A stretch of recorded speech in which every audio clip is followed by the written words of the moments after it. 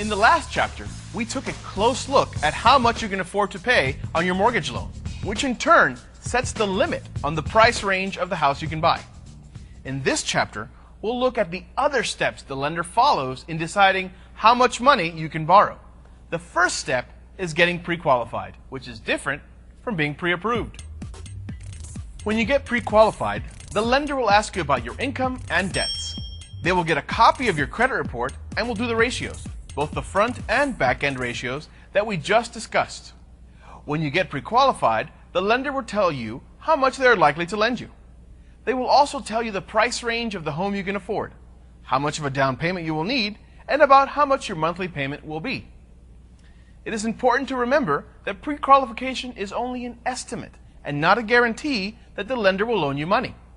Please be sure to read about this in more detail on the following pages. Getting pre-approved is different than getting pre-qualified. When you're pre-approved, you have actually applied for the mortgage loan before finding the house you want to buy.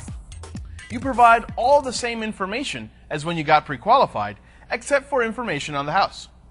When you are pre-approved, the lender will verify that all the information you have given them is true. Another difference is when you are pre-approved, the lender is guaranteeing they will lend you a specific amount of money. You usually have about 45 days to find a house you can afford.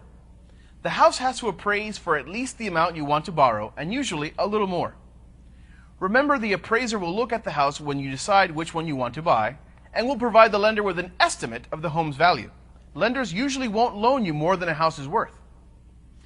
On the following pages, you'll practice pre-qualifying yourself to learn how a lender might view your finances.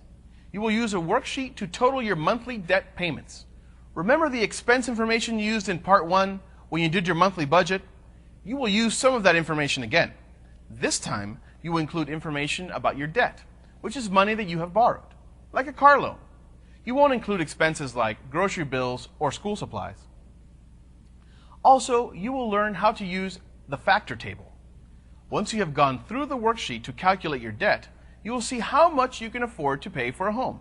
Then, using the factor table, you can decide about how much money you can afford to borrow. That amount, plus your down payment, gives you an idea of the price range of home you can afford to buy. Please read the following text carefully, and be sure to include all of your debt on the debt worksheet. After you've practiced pre-qualifying yourself and calculating about how much home you can afford, there will be a brief chapter quiz. Just click Next to get started on pre-qualification, and continue until you've completed the chapter quiz.